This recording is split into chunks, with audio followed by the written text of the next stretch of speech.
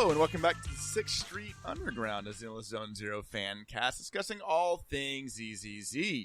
As always, I'm your host, Eric, and I'm joined by my ever-wonderful co-host, Brian. Hi, Brian. Hi, Brian.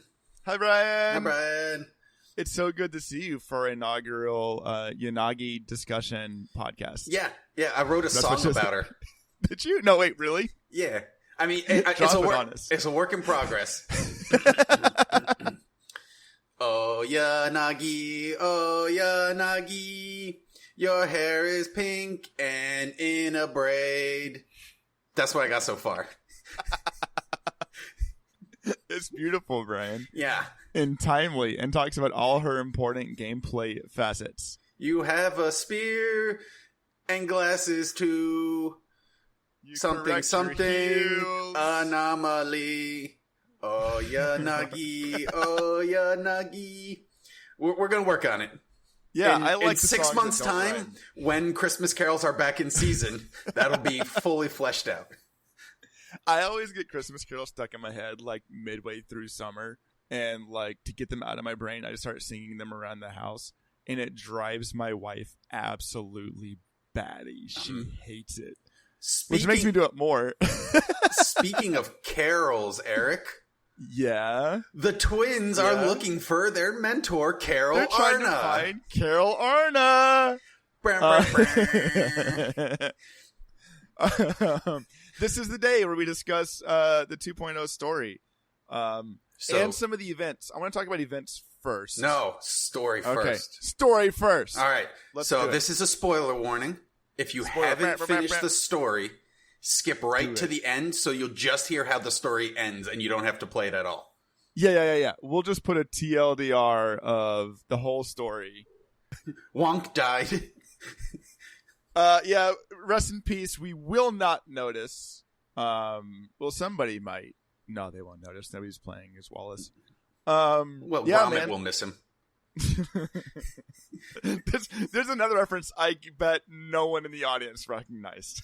Eric, I think we've established our audience is securely middle-aged people at this point. That's so I think true. Very few people won't get that because no one is hip with the skibbities and the phantom tax. We can I'm ignoring all of that. We can successfully reference Wallace and Gromit and Calvin and Hobbes in our podcast, and people will know what we're talking about. Speaking of Hobbes, let's talk about events. Let's talk. Okay, do you want to do events? We can do story, man. No, you said events. Let's talk about events. 'Cause I think we can do them pretty quick. Yeah. I know we highlighted the events that were going on last time we played. I've had the chance to actually do some of them.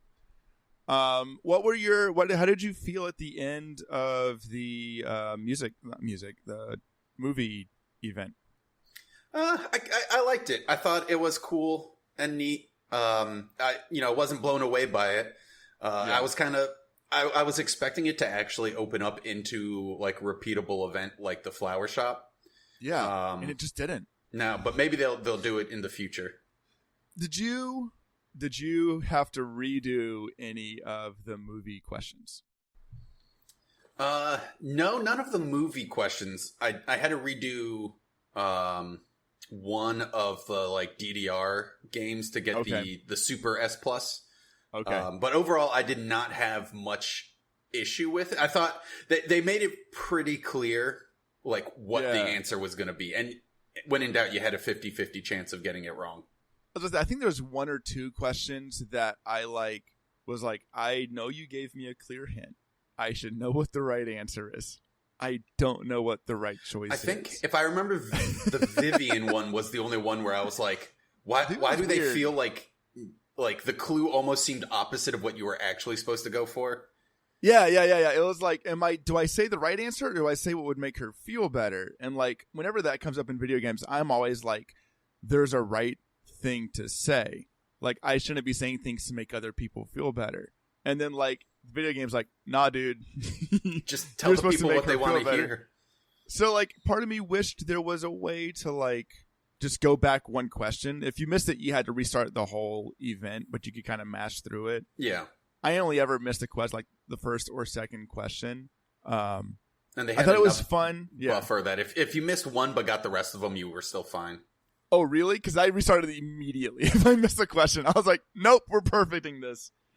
The DDR event, I kept having my phone eat inputs every now and then. So I think I S ranked all of them and S plussed like half of them. Yeah, to get to the very end sprint, and like one of the 6 it just wouldn't recognize. Yeah, on the keyboard it was obviously super easy. That one felt like the easiest for keyboard. Okay.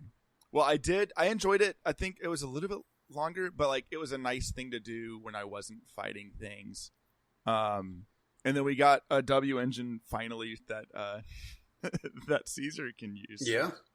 Now that there's a third support about to come out, and Caesar will be possibly fighting for spots on teams now. Yeah. Well, someone else can probably theory craft this better. I think if you're just maximizing damage, it's still not the best W engine for her, because the passive does not impact your damage dealing potential, and the base attack of it is lower than A-Rake and B's engine, but it offers even more survivability for your team. And in a game where her shield is becoming less and less of an OP barrier, having that protection was nice. So I'm using it because I also just don't like using mismatched W engines. But have I bored you talking about W engines yet? My eyes glazed over. Yeah. This is full disclosure for everybody. Pull back the curtain. For the past like 20-some episodes, Brian's not been able to turn his camera on when we recorded. And now it is on. So now I can see in real time when I'm just talking to myself, which is nice. It's helpful. So that event's going on. The other big one right now is the Solo Steel Golden Bond, the robot fighting event. Oh, that one was fun. Last time recorded, I hadn't touched. I've now finished it, so I wanted to talk to you a little bit about it. I also thought it was fun. What was your like go-to robot fight style? So when you got to the end? When I first unlocked it, the gun form was really, really strong, and I basically just used that whenever I could until I got to the like Hell Inferno, like just like the final challenge. Yeah, the time trial, and then I switched back to like the fully charged up like punch mechanic, and I'm like, oh, that's broken. Okay, is that the one that did it for you? Because I kept trying the gun mode. I tried flamethrower gun and missiles gun, trying to get 20,000 points, or whatever it is, like for the final reward tier. And I got to 1,900 points. I was like one enemy away. That is exactly where I got with the gun mode. And then I was like, all right, let me switch to the fist mode. And I did just the fully, like the fully charge instant up. Full charge? Yeah. Yeah, it's when your fire is all the way and you just got to do an automatic full charge punch. And that like blew me right past 20,000 with like no struggle at all. Okay, I might have to take another swing. It was like that one and like the like fully upgraded like ultimate. So you just hit things until you charged up your fire all the way, launched, which happened super quick, and then you did a full charge punch, and then when you build up enough decibels to do your ultimate, you just did that and just rinse and repeat. And you're not using the charge ultimate, you're using just like the jump in the air and punch down ultimate. Yeah, I didn't use the like the shield one. The shield one. Yeah. The only thing that like I thought it was a lot of fun having like the different modalities of play. The only thing I found unintuitive was the EX skill counter, where like if you're mid punching, you could use the spin kick to counter enemies and get full heat. Oh yeah, the timing never worked. That was one of those, I ignored that mechanic completely. Like half of the mechanics that they introduced, I completely ignored. Yeah. I just as soon as I got the full strength punch, I was like, that's it. That's the one. Yep. I kept trying to make it work, and it was just making things take longer, and I was taking more hits. Cool. That's helpful. I'm going to have to try the punching again. But I liked it. I liked the little narrative. I liked how this felt like a return to form in terms of like the amount of time required for an event. Whereas I felt like, and I think you mentioned this last time we recorded, the movie event, because it was slower paced and also like just, it felt like there was a lot Like, it felt like it took a long time. Yeah, because I think it was because the movie event was nothing but dialogue with like the occasional input. It did just feel slower. Like there wasn't like anything to actually do. You were just like pushing a button every so often during a conversation. I bet some people feel the same way about the movie event or about the fishing event as I feel about the movie event. But I liked fishing more. The fishing event still felt like there was more actual interaction. Like, if you take out the DDR event, like, it was literally just a choice pops up and you pick it. Yeah, it's a visual novel. Yeah. Yeah, I mean, yeah, that's fine. That's basically, yeah. You know, and doing it every once in a while, that's fine. I appreciated your... Go ahead. I was going to say, they have clearly shown that they are willing to just throw anything at the wall in forms of mini-games and see what sticks. I like it. I also appreciated your suggestion of, like, don't save this all for last minute. It's still going as of recording. It's got another 19 days. You got plenty of time. Don't save it for the last day. No, because it's going to be really tedious. And I think that's also what jaded my encounter with it. Is I did it when I was able to do like 3/4 of it all in one go. So it was like an hour long visual novel of like these small conversations with random NPCs, and I was like, oh, this is dragging. And I'm like, this is clearly not the way you were supposed to like consume this. It's not like some of those events where you're like, yeah, we just go in, beat up a bunch of stuff, and you do that 6 times, and then you're done. Yeah. It's fun though. I will continue to always appreciate when we have these like slow down moments.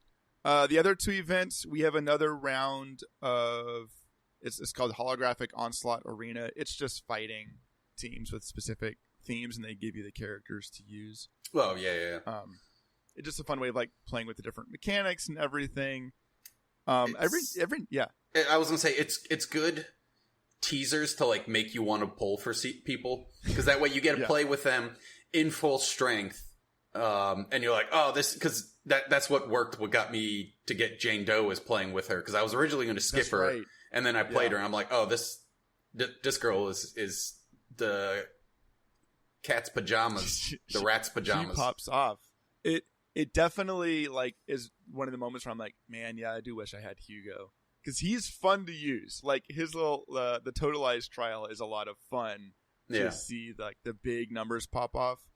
I also every now and then, I was gonna say I also miss him whenever they have like a double ice deadly assault, and I'm like, I just got me, I don't got no one else. I've got Ellen Jo. I need to get my Ellen Jo rebuilt, because she got stripped for parts as new characters came out, but now they've updated her, and I'm like, I want to use Ellen, but my Ellen has like a 45% crit rate right now. Like, it's abysmal. Yeah, I am running into the point of, because I was like, all right, I've got a little bit of a break.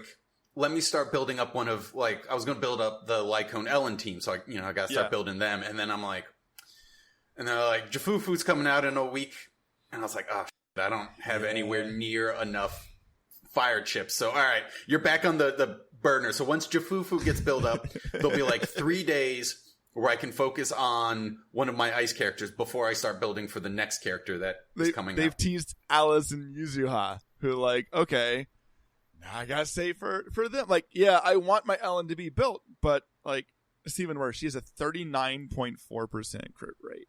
And that's with level 15 discs. I don't want to farm. I need to. I should.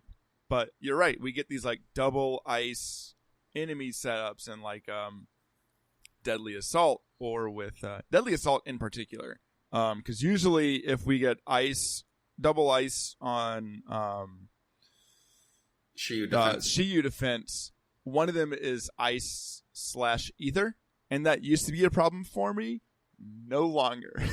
Now it is. Now that's the fast side.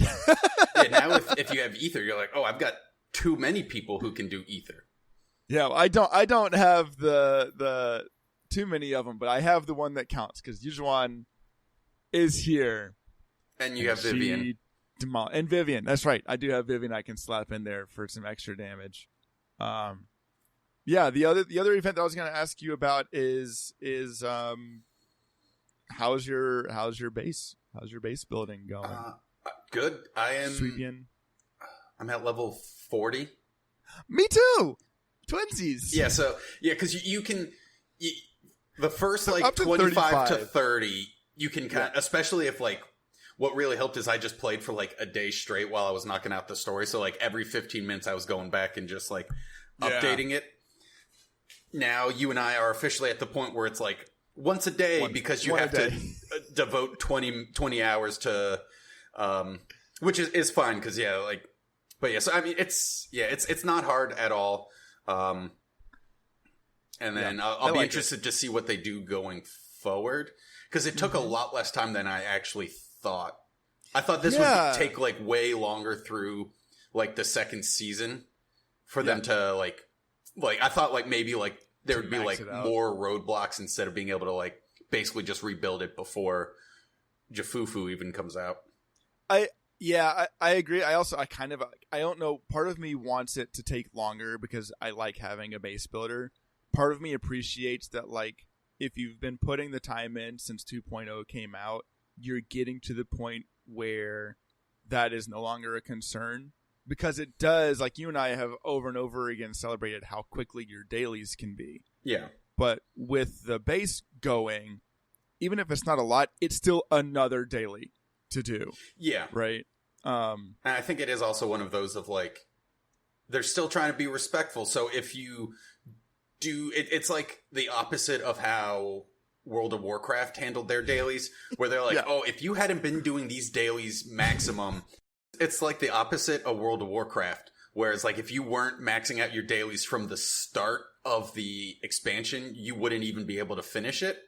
Yeah. And then so like you get like if you join halfway through, you're like, it discourages you from joining halfway through because you're like, I won't be able to see the end of a lot of these mechanics. Whereas here they're like, hey, if you play casually, you will still be fully rebuilt in not very long time. It's not going to take long, and we're going to have little incentives to keep going. Yeah. I was confused. I saw a post online that showed one of the promotion requirements was that you get the new Bang Boo, the new S rank Bang Boo, up to 3 stars as one of the requirements. And I don't know where I saw that or why I thought that was a thing. And so, like, if somebody knows, tell me. But what I did learn, whether that's a requirement later on or not, is if you get that Bang Boo up to 3 stars, if you get 3 copies of him, the requirement to activate his passive goes from 2 to 1 members of the faction. Oh, nice. So, like, most of us are going to, I mean, if you pull for Jufufu or you're running Panyan Hu, you don't have to worry about it.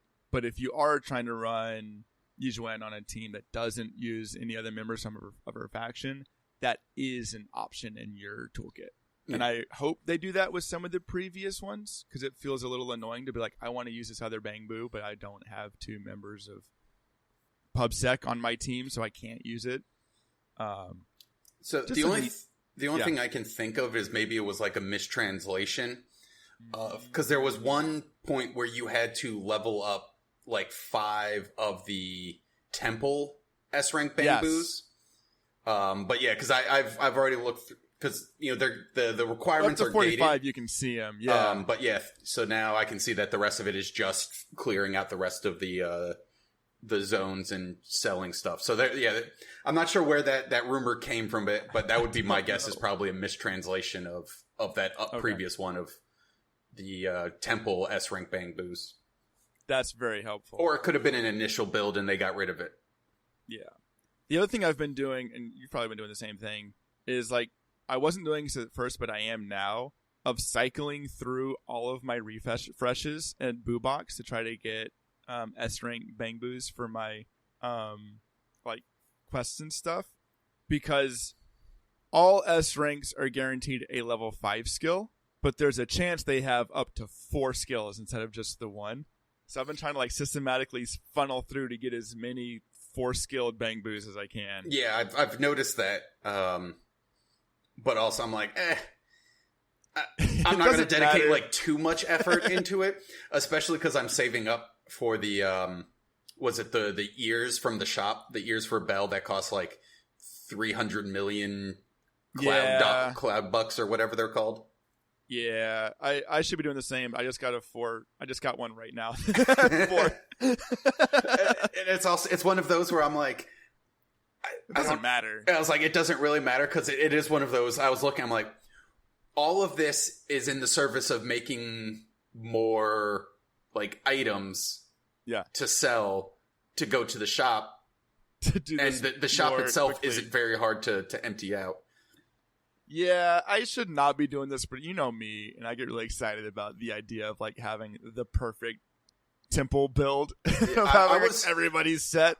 I was like, all right, I've got enough S ranks to never not have like people available to like replace tired bamboos. I'm like, I don't care as much. Let me mill all my A rank so I don't have to deal with them anymore. Especially since for like the dispatch, I just do auto select anyway. Because I'm like, I'm not gonna go in and like that's too much effort.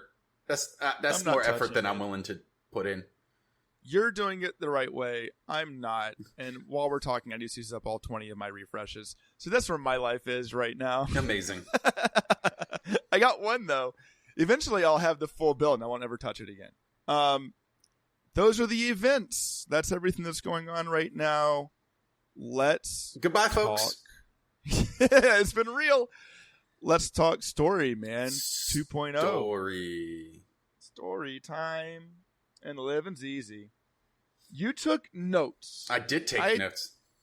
Took a few notes, but not very. This is big actual spoiler warning. Spoiler warning. Beep, boop, bop.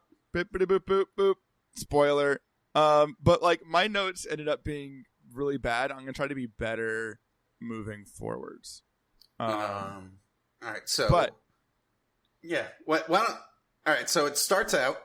You lead this. Belle and Wizard. Because my memory's bad. Yes.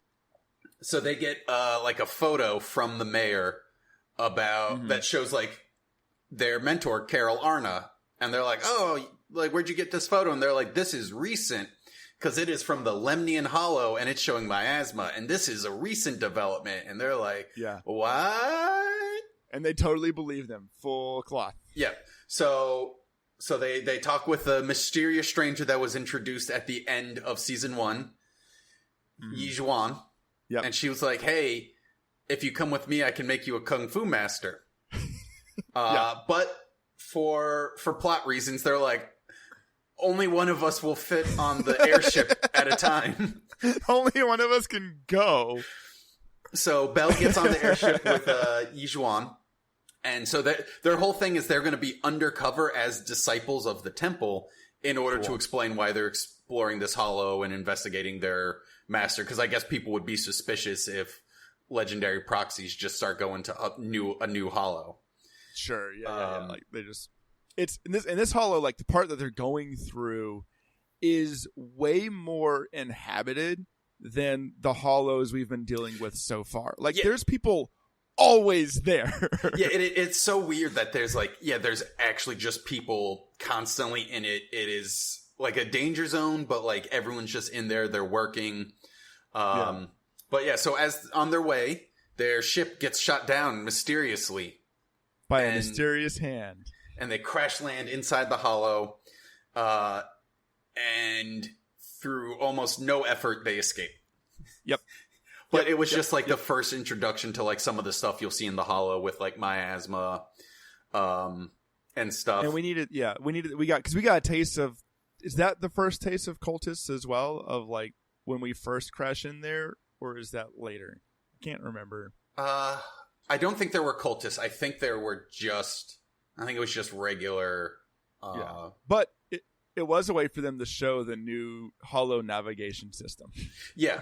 So it was kind of like also the first part, like the first quarter of the story is really just a elaborate tutorial of all of the new stuff they introduced in 2.0. So a lot of that will like gloss over as far as like actual like story beats. Yeah. But I want to say, like, because we've talked about some other games, I think considering how much new was added in 2.0, I feel like the team did a very good and relatively elegant job of like embedding everything, but making it quick. Like, you're right. The first quarter of the story is like, here's the temple. Here's how you navigate. Talk to those people. But it all felt like there was still some level of urgency there. So, like, I appreciated that part. Yeah, it just, even if it wasn't narratively engaging. I mean, it's like typical. It was basically just like the normal beginning of a RPG where they have to go through all of the mechanics before they can let you loose. But anyway, so they get out of the Hollow, and then they take a boat ride back to Yunquay Summit where they meet everyone. They meet Jufufu. Yeah. We have to talk about Jufufu later because she's coming soon. Yeah, so that'll probably be the next episode is where we deep dive in the popcorn tiger. Yeah, because she's... Okay, wait. I say soon. I think by the time this episode comes out, she's out. Yeah. Yeah. I was about to check. It's like tonight. Or I think tomorrow, recording. I think. Isn't it? I got my game pulled up. Give me a second. We always do it one day. Okay, yeah. She's out. We're going to timestamp this perfectly. In 22 hours and 41 minutes, she will be released. And after, if there's any kind of... I was going to say, it's probably like the normal thing where like, it says 22 hours, but that's when the maintenance starts. So it's actually like, usually like 10 to 12 hours after. Yeah. It's tomorrow. But either way, she's out. It was yesterday by the time the people started listening to this. Yeah, none of this matters. I could have cut all of that. Yeah, I wrote down like some notes like as I was playing it in case like these ever came important again. So I have like one note that just says, "Why Faye has statues to cicadas? Not relevant." But they're cool. Because they were going over and I'm like, "Ooh, is this going to important pot?" They're like, "No, we just have statues to cicadas." They have statues of the best bug to eat. But the important thing is, why is the Lemnian Hollow populated? And that is because historically that hollow was mined for luminite ore, but after the Eridu eruption, the Wi-Fi or the Yunquay Summit people left, and so Tops moved in, and now Tops owns basically all of the rights to mining, and so everyone is now a Tops employee who mines. And they're digging up, notably, porcelain, which is used in ether resistance, and it's mostly mined by the Porcelumex company. Yes, who were originally told to believe they're the bad guys. Yes, of this arc. They do a really good job. So they introduce the head of Porcelumex is Damian Blackwood. And they introduce him in such a way that he seems like the sleaziest guy ever. and like even by the end, because if you're listening to this, you've played this, he still is kind of one of the sleaziest guys ever. But it's one of those where he's like... But he's not. He's not. He's just a normal... Like, he's just like, I'm very open. Like, the bottom line is most important. But in order to get to have the best bottom line, I need my people able to work. So... Well, we're getting ahead of ourselves. We also... Because we meet him. We meet Kamano Minato, Buff Dog Boy, as I've labeled him. Who we know is a pending character. Yes. He's a member of the village and works with, like, the workers and whatnot, and he's on their side. And he's built like a transformer. Yeah. He's the one who he first brings to our attention that a lot of the workers for Porcelumex are taking these anti-corruption medicines provided by the company, but the anti-corruption medicine is bad, and it is causing people to corrupt way sooner than they should. And everyone's like, damn you, Tops, you're cutting corners, and now everyone's dying. And that is about the time that Yijuan continues on my theory that at some point during 2.0, Bell and Wise will be playable characters. Yeah. Because they teach us how to... Now, Belle can solve people's ether corruption in multiple ways. So now not only can she, like, fix people who are, like, mid-corruption like she did with Vivian, but now she can fix it and... she can align their loops. Regulate their meridians through a mini-game. It's nothing, but I like the mini game.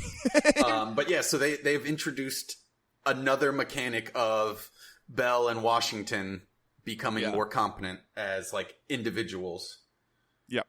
Then they also drop a little bit of a lore that. So remember how we kept going back and forth about whether or not Yijuan was a Void Hunter? Yes. They address it. The mayor wants to give her the title of Void Hunter because she is at Void Hunter level strength. But she doesn't want it because she's like, I'm nothing special. And that's when she drops the line of, I'm stronger than you now, Belle, but you're more talented than I was when I was at your level. So they're like hyping Belle up hardcore about how she will be a Void Hunter. Possibly. Wait. Probably, possibly. I'm still on the fence. Like, you are right. I'm still on the fence of whether I like it or not. Because I don't need Belle to be like the savior in that way. But it's pretty cool. And it does make me wonder, like, if Void Hunter is just a title, like, does it also get assigned to people posthumously? And, like, who assigns it? Because it sounds like the mayor can be like, you're a Void Hunter now. But could that be used for, like, political reasons? I don't know. Yijuan's a Void Hunter for all intents and purposes. Yeah. And she definitely plays like one. Well, have they, at this point, brought in this is my first note on my phone. The first note I wrote was, pull it up. This Dr. Lore is sus. Yeah. And then the next note is, yeah, sus. This is where they, so while you were first dealing with the anti-corruption meds, you learn about that from Dr. Lore, because he's the one who was talking about how he's doing his best to treat them and everything. And people keep talking about how they're going to stop taking the anti-corruption meds because they're bad, and instead they're taking this alleviating water provided by this Dr. Lore. And then so you talk with Damien, and this is the first part where you're like, oh, Damien might not be a bad guy. He's just kind of a dick. Because he's like, no, I'm not giving them compensation. He's like, I've applied for the paperwork. It's just taken a while.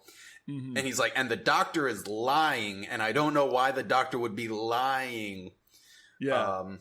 But yes, But yeah, because that's when you start figuring it out that the alleviating water is actually miasma. And they talk about how the miasma's effect is unlike normal corruption. It makes you feel better up until it erupts. So like they think they're being treated, but they're actually not. And then it also like gives them fond memories. So it's like a mild addictive property. You want it to keep taking place. It sounds like a really cool way to build a cult following of like, here's this drug that makes you feel better. Yeah. It's too good, right? Like, I mean, it's literally a cult following because he's surprise, surprise. You right after that, you find out that Dr. Lore is in fact an exaltist, and it is all a master plan to just sacrifice people to the cult. Yeah. I knew he was sus. Was my next note. This is like, he's sus. He also like, he does like the thing that they like to do in this kind of game that like I get it, but it's also gives things away. The moment Dr. Lore started talking, his voice actor had been told, "You're a villain. You should sound like a villain." Like, which is Damien sounds like a d-bag, and that's fine. Dr. Lore from beat one is like clearly a cult leader. it did kind of sound like they were both told like, "Hey, you're going to be the bad guy in this." Yeah. Because Damien started off sounding like he sounded a lot like the bad guy from to Be a Mockingbird, the end of last season. Yeah. He had the exact same tone as a Tops guy. Yeah, of a regular Tops guy and whoever weird villain guy. I already forgot his name. Yeah, I know. Or Sir Stroming or whatever. Yeah. But anyway, right. So they were like, just do this again. Just do evil villain or like evil corporate guy again, and people will eat it up. It's also one of those where when the story's only 4 hours, like there's only so much nuance you can put into characters, right? Before you just start lying and like, we just never told you this information. That's a twist. Yeah. It worked. I mean, like it was cool, and I'm probably getting ahead of myself, but it was cool to see somebody from Tops who we know have been and will continue to be villain characters, but in this exact instance, we're not the villains to deal with. Like, I like that introduction of nuance. Well, I think it works too, because like if the entire structure of Tops was just weird evil schemes all of the time, obviously they would have collapsed by now. So it's the intersection of like, they're companies, so they're trying to make as much money, and every so often you have people in those companies who get involved in the Exaltists or have these other schemes that like spill out. But like Tops itself as a group is not aligned with the Exaltists. Mm-hmm. For sure. So we expose his schemes, or we figure out his schemes. We figure out like that this alleviating water is actually bad, and we're gonna go deal with it. I liked how they kind of like built up the kind of cult mindset, and how like they were able to construct a cult around this, or help have this facilitate the cult machinations. And we saw that what's her name is still deeply involved with everything. The one who was helping Bringer and everything. Oh yeah, the one who's the assistant to Perlman from the get-go and everything. Yeah. The one who, yeah. I forgot her name. Yeah, and then they confront Dr. Lore. He escapes, and then they start having some lore dumps. So they talk about Yijuan and how her sister was the high preceptor before her, and she sacrificed her life to protect as many people as they could from the fall of when the Eridu eruption happened. And then they introduce another cursed sword. Yep, there it is. So Yijuan has a cursed sword. It's got to be one. Where if you use it, it's basically like the typical. It's the stereotypical like ultra instinct. Yeah. You go like Super Saiyan mode, but then at the end of it you die, and it like eats your memories. It eats your memories, so it's a little bit like miasma in a way of like it manipulates memories to do its thing. Yeah. And she's like, I'm not going to use it. And we're like, okay. Yep. And then she doesn't. Spoilers alert. So far she hasn't. Maybe she'll use it at a later point. They're saving it they're saving it because we're not done with her sister yet. Yeah. Right. This is the first part of the story, so they are just like laying the foundation. It's been just long enough since I played. If I recall correctly, like we see her sister at the very end, like being manipulated by the Exaltists.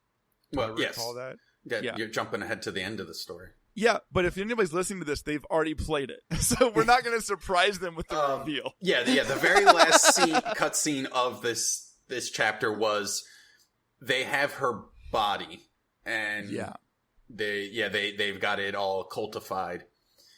So we're not sure what's going to happen, but obviously, bad things are happening.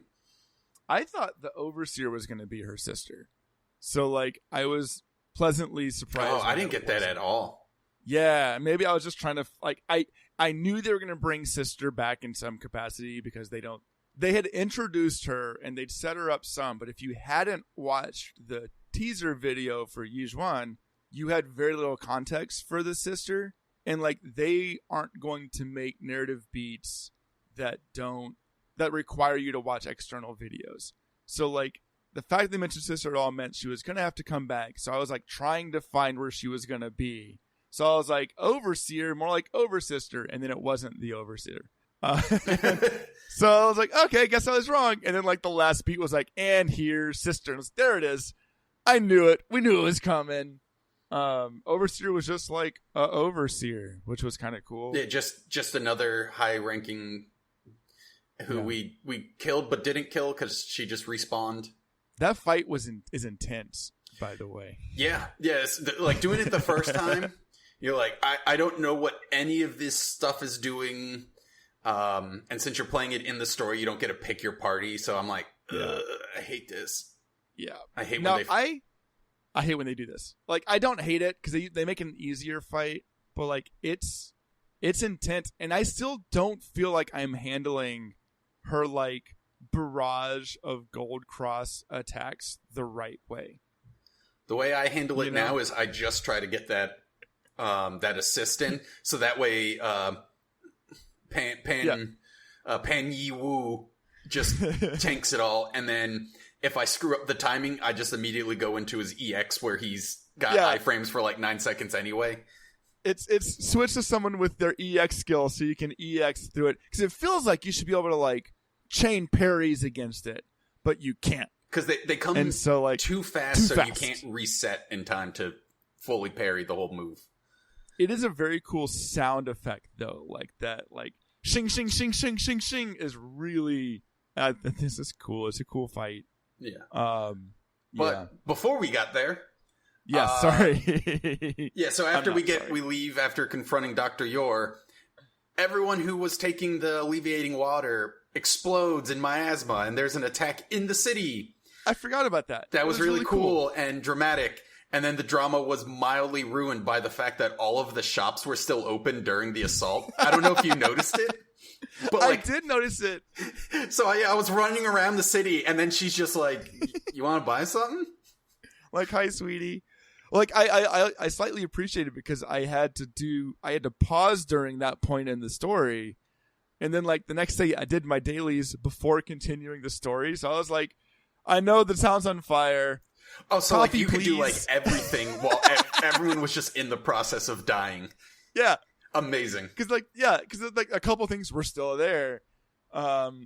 So the whole town's exploding, but we get to see like all the people of the temple like go to the different corners of the town and set up the Yeah, there's a really cool cutscene. Cool cutscene. We got like 2 or 3 cutscenes. There were a lot. It kept throwing me for a loop. I'm like, oh. I was like, is this where the story's going to end? They're like, no, this is just a cutscene.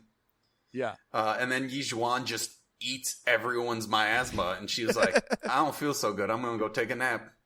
And then she's fine. Like the next day, she's like, all right, I processed it. We're good. Well, like I thought for certain that was going to be the end to this portion, because that's usually where they're like, oh, the story's on hold while Yi Zhuan recovers. And she's just like, no, I just needed like a day.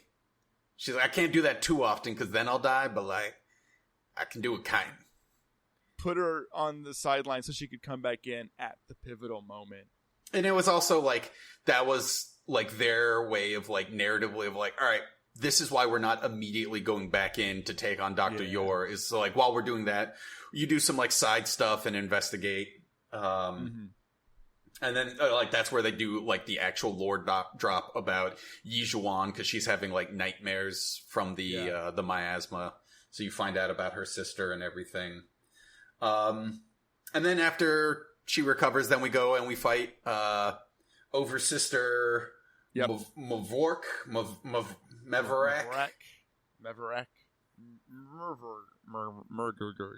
And then that's it. We kill her, and then she comes back, and then she's like, by the way, I got your sister. Yeah. And that's kind of where the story ends for now, is we mildly dented their plans. And so here's something I couldn't figure out. Did Dr. Lore turn into one of those generic cultists that we now encounter in the world? I think so, because he injected himself completely. Yeah. Like, he tried to bring her himself, but wasn't that powerful. So he just, like... turned into a mook. Turns into a cultist. As far as I know, unless they bring him back, I think he's done his time. He's out of the picture. Yeah, that's what I was like. I couldn't quite tell if they're setting him up for him to return, or if that was literally just their way of saying, like, introducing this new enemy was, oh, these are people of like Dr. Lore's level of like, they're not particularly strong, but they're still like strong enough that they don't like fully get consumed and turn into like the random idiot ones. And they can, to some extent, they can control ether, because like those guys, if you don't kill them, they just keep summoning enemies to fight you. So waves of monsters. It's adding some more nuance to the way the characters, like the enemies, like the way ether works and the way the enemies are constructed. And it sets us up for the next story batch, which is really exciting. Yeah. And then like we got to see some, like, it was cool to see some of those shots about, like, from the Exaltis perspective of, like, they're doing their things and they're like, they have more plans. And yeah, I did like it how, like, the Overseer was all dramatic and she was like, ah, and then like you kill her and you're like, cool, we've solved those plans. And then she immediately was like, yeah, that was like a minor setback.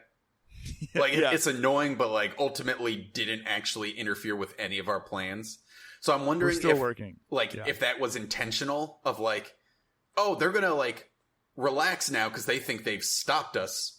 And really they're like, yeah, they really just took down Dr. Lors. This was like a spur project, like an initiation ritual for him. So like, all it means is he just doesn't get to be like a cool Exaltist. Yeah, it's a cool way of making the Exaltists seem competent and like they've got lots of plans going on. It's a good way of setting Tops up to be a villain, but not the villain for where we're at currently in the story. And it's a cool way to introduce everything without overly escalating the stakes when we still have a whole, like, all of the 2.x series to be engaging with this stuff. So I thought it was satisfying. It also, like, it didn't overstay its welcome. There was momentum. Things got started. Things happened. It was a satisfying amount of time, and now we're ready to go to the next thing. It was a lot of fun, man. I liked it. I think it's a good setup for what's coming next. Yeah. How do you feel about the new Hollow exploration? I like it. Like I've enjoyed it. Like I said, I just sat down one day and I explored like the entirety of the Hollow minus the couple parts that don't get unlocked until you do quests, which I think it's interesting that the side quests are directly tied to your building of Swabian Temple. Yeah, which I'm still doing a lot of those. Like, you could do most of the just the Swabian progression without doing them, but like I'm at a point now where I have 1, 2, 3. I have 6 restoration quests to go and do still in the Hollow. Oh yeah, no, I've done I've done everything that, like, so far that's available.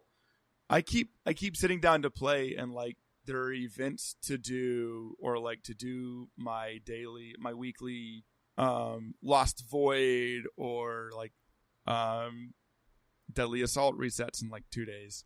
So like I need to get through them, but it's been a little while. I like that they're there. I like that it all feels interconnected. My phone does not like the new exploration very much. Oh, really? I will say sometimes it's okay, but either it's a phone issue or an issue on their end that the longer I play for, the chunkier it gets. Oh, it just like eats up all of your memory. It's pretty rough, especially if like I've been playing for a while and my phone gets hot. Not as big an issue on the PlayStation, except there is like this weird, in Swabian Temple, and only Swabian Temple, I get this like weird flashing of a black screen every now and then when I'm like moving around the temple.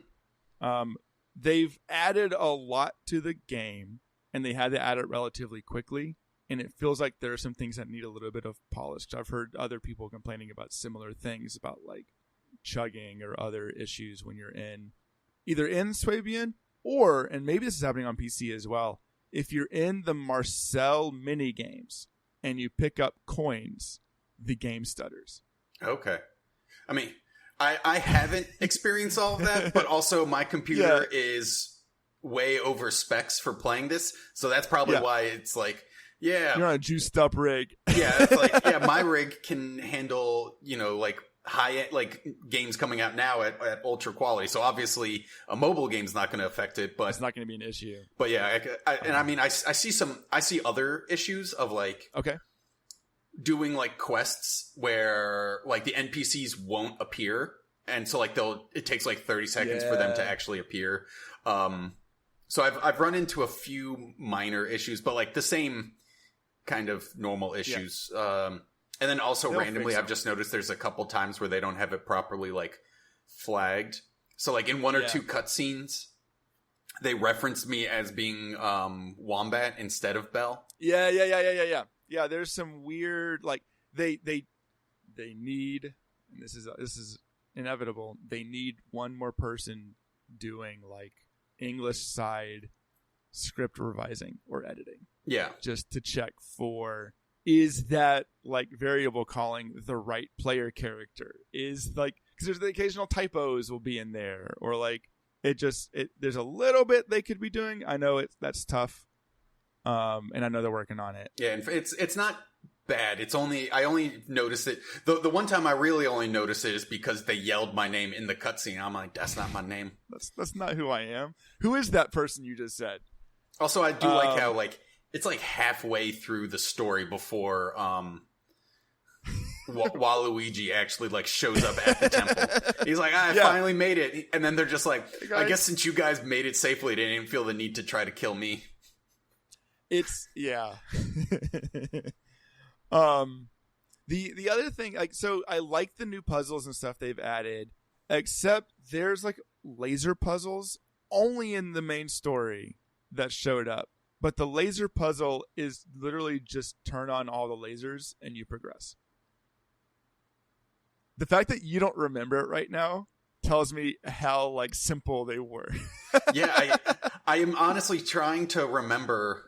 It shows up like twice, and it's like, we can't go forwards, and you go, and like they're like laser posts that are phased out, so you have to use the special mechanic. Yes. I remember exactly. It's the typical like light and mirror like puzzle, but yeah, like you said, I think there's like no mirrors. There's you just turn them on. Yeah, there's a single one where you have to like phase one out.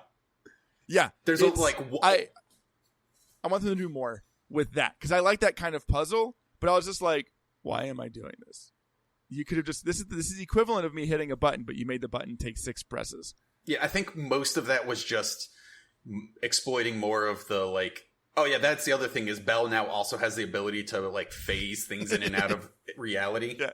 Yeah. I wonder if that was cut. I wonder if that was something they intended to include in this patch, and they were like, we don't have the time or manpower to make those like engaging, so just like simplify it, move on. We'll deal with it more later. I don't know, because like they've always had puzzles of that difficulty. Like in way back in like TV mode, a lot of the puzzles you would encounter would be like they would seem like they were going to be complicated, and then they weren't. Did you turn it on? Okay, good. Move on. Because it was. I remember like when you first investigate the ballet twins, and you have to turn on the light bulbs. And I thought there maybe would be like a mechanic of like you can only have so many on, and they're like, no, you just turn them all on. Just turn them on. Oh, okay. So like, I think there's just a certain level of like puzzles, but not too difficult puzzles. You have to play to your lowest player base, and if it's an actual puzzle that you have to do to progress, it can't be hard because people won't be able to progress. With the ether manipulation, there's been like 1 or 2 puzzles I have encountered. Yeah. That weren't just make a circle. Yeah. There's like somewhere it's like, oh, I have to make like a cool. Like, I love that. Yeah, I was like, oh, okay. These really ones took more than like 10 seconds for me to solve, but aren't so difficult that you couldn't like that you would need to pull up like a game guide or something. Or you can hit the hint button and it shows you the shape you should make. Oh, does it really? I don't know if you saw that. Yeah. No, I've never actually hit the. There was one where I was like almost because it ended up being like you had to make an 8 and then like loop one of the loops back in on itself. Yep. Yeah. So like if you hit it just goes like do this and then it fades away again. So like it's not just like easy mode, but they tell you what to make. Oh, okay. Well, there you go. Yeah, man. So I know we're getting towards the end here. I have a complaint. And it's a complaint around Lost Void. And it's such a complaint that I feel like I had to write it down because this bothers me, and I'm hoping they change it. So Lost Void has the task force investigation mode now, right? Where if you use one of the 3 special agents, you get extra points for just doing your Lost Voids for the day. Yeah.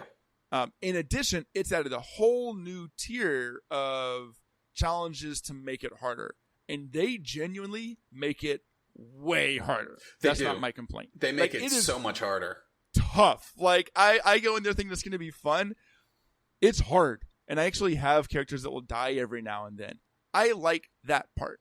The part I don't like is they do not let you preview the bosses along the way. And while you can see the final boss, you can't like read a bio on them, including what they're weak to and what they're like resistant to. And the reason that's frustrating, and this is why I felt like I had to highlight this, the final boss right now is the Overseer, right? So one of the things you can turn on makes it so, I mean, there's a lot of things that make the enemies way tankier and way harder to kill. Fine. But it also adds a timer where you have 1.5 minutes to kill the boss. I think it's 1.5 minutes. Or 3.5. 3.5 minutes. You instantly lose. Hey, that shouldn't be a problem. My account is pretty stacked. Except if you brought an ice attacker to this boss fight. I ran into that exact same issue of I'm like, why is Miyabi not doing any damage? And then I actually failed that run. Me too. I had the exact same thing happen where I was like, I brought Miyabi, I brought Yanagi. This should not be a problem. I failed the run because I could not. I got like half of its health down before I ran out of time. Yeah, that's where I hit too. Yeah, so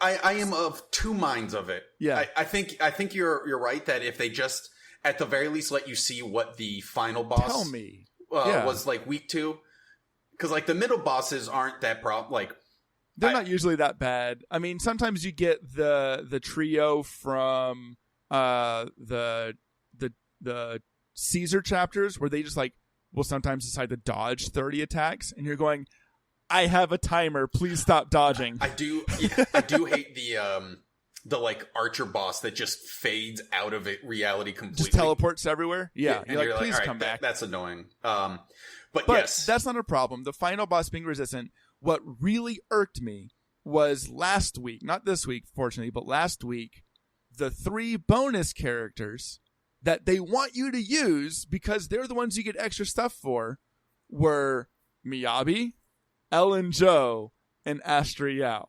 So 2 of the 3, both of whom were your damage dealers, were resisted by the final boss. Yeah. That's frustrating to me. Don't tell me to use these characters and then make it impossible for me, unless I'm a super whale, to be able to do this. I do agree. If they're going to have the final boss be resistant, don't have that be as one of the 3 rate up. Yeah, tweak especially it a little because one of the first difficulty modifiers greatly increases their anomaly resistant. So they're resistant to ice, and now they're resistant to buildup too. So like you just aren't you're hitting them with a wet noodle as an ice character. And if you want to get the full points for using those characters, you have to clear it on difficulty 8. Yeah, which is I don't have anything past 8 unlocked yet, so all of those things selected. So you have to choose. They have a huge shield. You have to choose the resist anomaly, and you have to choose a timer. Just that irked me. Yeah, immensely. That one. Yeah, that one is you're like, all right, everything is good. Like those are fine in a void, but all of them together gets annoying. I think during Deadly Assault and Shiyu Defense, things should have resistance to elements. That's fine. It requires team variety. I think for that exact mode, even if they're not weak to, like, get rid of weakness and get rid of resistance. Make them flat out neutral to everything so that you have a chance. Because I don't think, even if I had like try-harded and picked just the right investigation tactic and like equipment, I don't think there was a way that a C0 or a Mindscape 0 Miyabi clears that fight. And like you and I both have her weapon. Like it's not like we don't have a well-invested Miyabi. That was frustrating. This week was better.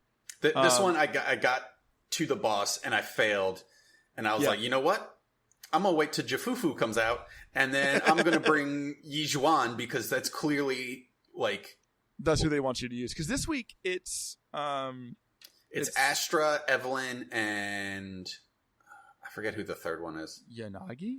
I'm trying to remember who I used. We got time. I can check it real quick. It wasn't Yanagi. It wasn't Miyabi or Yanagi. Okay. Jane Doe. Oh, that's right. It was Jane Doe. Because I used Jane. I did not go full 8. I just went for 4. And it was like, I'm going to get all but like the last... I'll get 3 of the 4 for this run using Jane. But I did Jane, Caesar, Bernice. Okay. For this one, like the throwback team, and it was a little hairy towards the end, but I was able to clear it on 4. I won't push 8 until it's a week where I'm bringing Yijuan, because Yijuan melts that boss. Yes, she does. And she's really the only option right now for that boss, because the boss has a mechanic that cares about sheer damage, and we only have one sheer damage dealer. Yeah. So that's not to end the day on a sour note, but that's the first time this whole game that I've been like, this is so bad, I need to say something about it. It needs to be fixed. Because I'm also double bitter, because I've done most of my ZZZ things. I've been playing another game. I had limited time, but it was Sunday night, and I was like, well, I forgot to do my Lost Void. Let me knock out my Lost Void real quick. And so I did it Sunday night and had to reset at the boss. Yeah, no, I can see how that would be frustrating. I was like, nope, we're going back in with 0 modifiers. We're going to decimate this thing. I'm not playing around anymore. So that was a little frustrating. And I think some of that's on me, and I'll own that. But get it together, guys. Fix this one game mode to fit my particular needs. It's not even like a whale thing. Like, this is not a whale game mode. This is a weekly...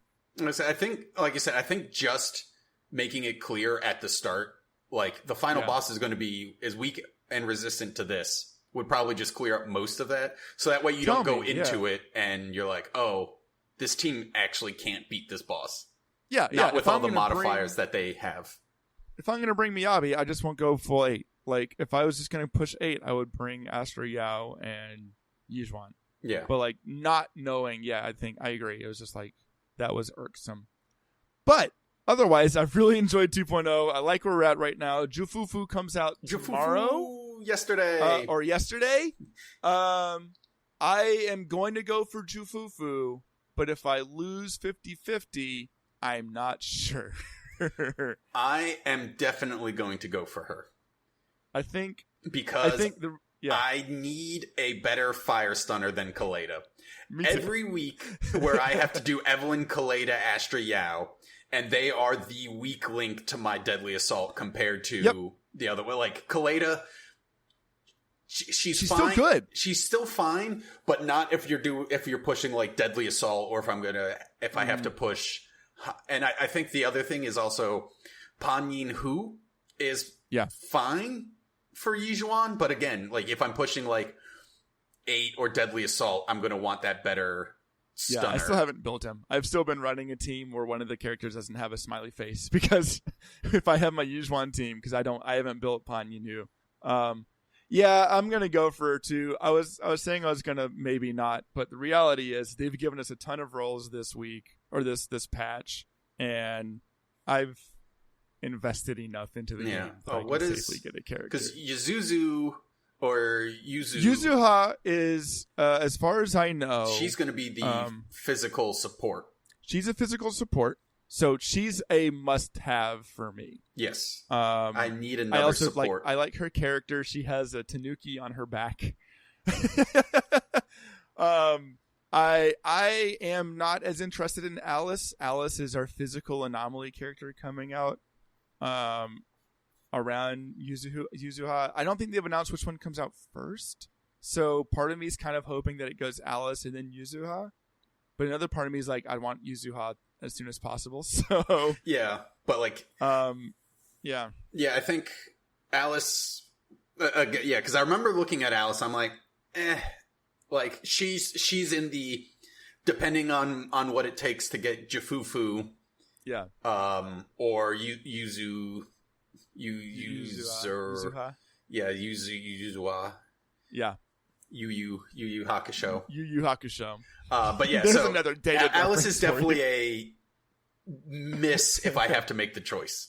Well, like, we also both have a pretty well-built Jane. Yeah. And so, like, well, everyone who has Jane has a well-built Jane. Because Jane continues to be just, she's stacked, man. Built like a brick house. I think I'm interested to see what she does. I bet she's going to be a lot of fun to play, but it's a little bit like the whole situation around Hugo coming out.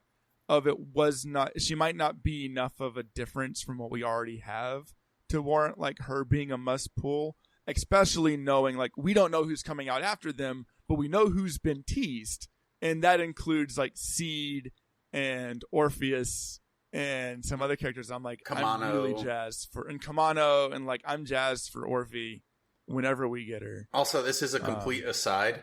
Yeah. Because I don't have Vlad, I forgot Vlad wasn't his first name. So I saw something where they were like, Hugo. And I'm like, who the hell is Hugo? I'm like, oh, that's right. That is Vlad's first name. Who's Hugo? This is another Grace situation of like, I'm like, who the hell is Grace? Last thing I want to say, we're going super long today. Fine, whatever. I read about a secret achievement you can get today. If you open your Internet and it's got like the page that has all the different threads of people going on that they pretty much don't make us interact with anymore. Yeah. There's one about somebody asking to join or how to join Mockingbird. Click on that one, read the thread and respond to it. You'll get an achievement. Oh, nice. It's just 5 free. It's 5 free Jafufu points, and it's funny. So it's a quick one. If you haven't done that, do that. Nice. Let's wrap up, Bri, because we've gone so long. If you've enjoyed what we do, tell your friends or don't. Please do. Join our Discord if you haven't already. There's a link in the show notes. There's also a link to our email if you're interested in sending us an email. If there's ever anything you want us to talk about, we like are kind of Yanagi. Like Yanagi. It's coming, man. It was a user request. So we're going to get a day where I can't record. I'm just going to let you record however long you want to talk about Yanagi, and that would be the episode for the week, and everyone can just deal with it. If there's things you want us to talk about, we are in this nice cycle right now, especially in between major patches where we can kind of highlight different things during our different episodes. But if you like what we're doing, comment, like, subscribe, all that fun stuff. Our next episode will be out on July 10th. July 10th. That's Thursday. We'll hopefully have Jafufu in our hands, and by then I bet we will know a lot more about Alice and or Yuzuha and what's coming down the pipeline. I wonder, we might actually have a special program either by then or like the next day. Oh, it's like, yeah, I think because they usually do it on like the Friday before like the next character is going to drop. Yeah, so if it's the next day, we'll speculate wildly about what might be coming down the pipeline. Yeah. But that's it. That's it. The end. That's it. That's it.